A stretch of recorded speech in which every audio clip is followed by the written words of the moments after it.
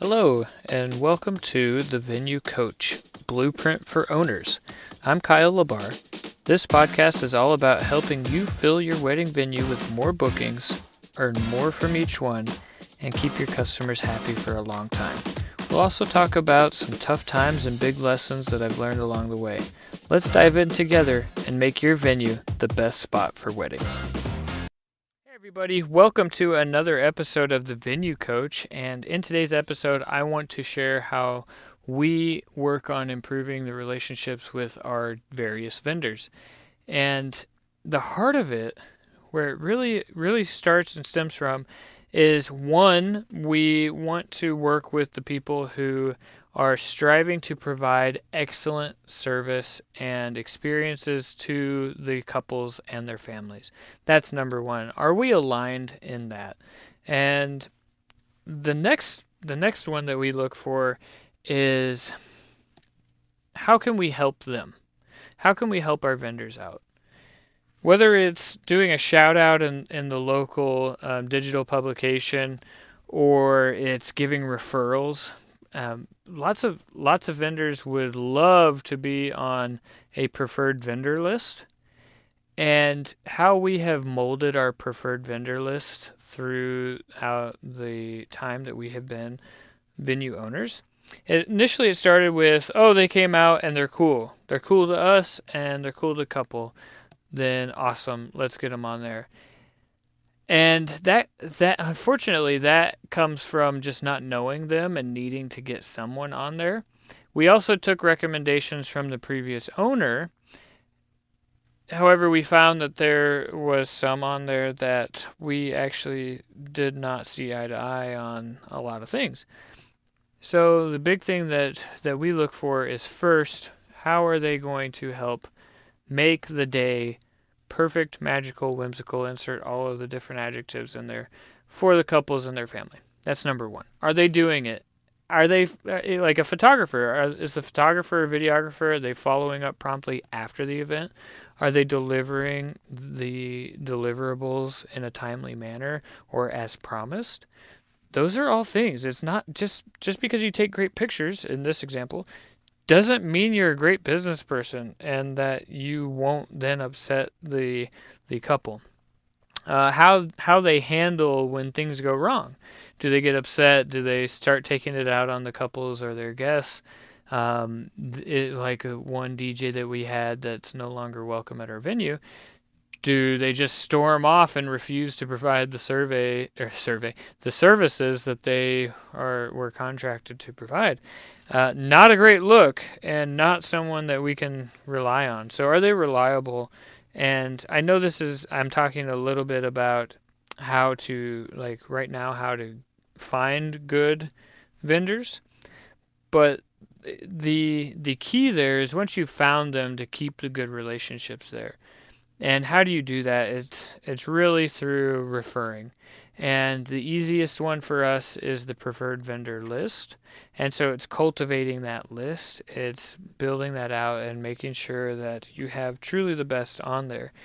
So you maintain the good relationships first. When they come in, are you at the event, or is your manager there? Do you have someone representing the venue to introduce to these vendors? If not, they're just going to come in, they're going to be lost. They're not going to have, the vendor won't have as good of an experience because it might be their first time there and they don't know where anything's at. And if that's the case, then that's not a good way to start your relationship with them. Instead, what should be done is have somebody there who can say, oh, hey, DJ, yeah, you can put your stuff here. Here are the plugs. This is how it usually goes. This is the setup. Oh, caterer, yeah, come in this way. Here's the door, the entrance door to the kitchen. Or if you don't have that, here's the pathway that you can come in. Here's where you can put the food. The fridge is cleared out for you. Just, helping them do their job and helping it be a little bit easier for them. It goes a long way if you are actually there and helpful, and it shows that also to them that you want to help make sure that the day is perfect for the couples. And then when there's conflict, how are we discussing that? How are we resolving that? Is the conflict with them and the couple? Is the conflict between you and the vendor? How do you resolve that, and what's the solution? That it's situational dependent. What we have done is generally we are willing to talk things out with people because we get good relationships, and we know our vendors and we know them well, and we generally try to give them the benefit of the doubt. And so if something goes wrong that we see, whether wrong for the client or wrong for us, then we have the conversation with them, and we just let them know that what the expectations are. And so we talk to them, and we say, hey, look, it's not a good look for you to delay giving the couples their photos. And if that's the type of service that you're providing, then we can't be recommending people to you because we know that they're going to be upset and disappointed and frustrated with your lack of response and service. And those conversations are hard, but when you actually have a vendor that you have a good relationship with, you can have that relationship, or you can have that conversation, because now you know that it's not just an attack, it's not a slight, it's not anything of that, but it's really, hey, I'm looking out for you. We've noticed these things. We've had these reports come in about this situation or about this being an issue, and you may not be aware of it as a business owner, but we're assuming that you don't, but it's something that needs to be addressed because it's not going to be a good solution for anybody to knowingly refer you to them if we know that this is an issue. So it's really about communication. How to maintain a good relationship with your vendor is to communicate. Communicate at the front end. Let them know, be helpful and let them know where things are. Um, Communicate on the back end when things are an issue. Take their constructive feedback as well if they have any for you.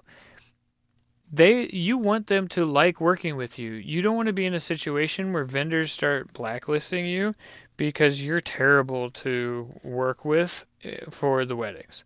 That's not a situation you want to be in at all. And it can be very harmful to you if nobody can find if your couples can't find the vendor that they need because nobody will work with you. Are you open to accepting that criticism and that feedback? And it really, like Bill and Ted's Excellent Adventure, just be excellent to each other. Really, that's what it is. Don't, like, do good, be positive, like, be a positive force, but also don't get taken advantage of. So that's the way we try to handle our relationships and our business, is to be good to others, to take care of them as best we can without being taken advantage of. So, if you found this episode useful, helpful, meaningful in any way, I'd appreciate if you subscribed, and stay tuned for the next one. I do my best to put out useful content for venue owners to help them be more profitable and grow their business. And with that, I will catch you on the next one.